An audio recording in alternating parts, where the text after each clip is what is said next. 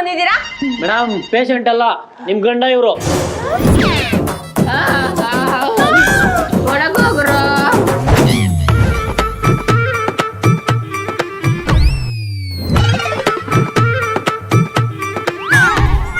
ಮೂಗನ ಕಾಡಿದರೇನು ಬೆಳಿಗ್ಗೆ ಮನೆಯಿಂದ ಹೋಗ್ಬೇಕಾದ್ರೆ ರಾಜ ಹುಲಿ ತರ ಹೊರಗಡೆ ಹೋದ್ರಿ, ಮನೆ ಒಳಗಡೆ ಬರ್ಬೇಕಾರೆ ಮೊಂಡೇಳಿ ತರ ಬಂದಿದ್ದೀರಲ್ರಿ.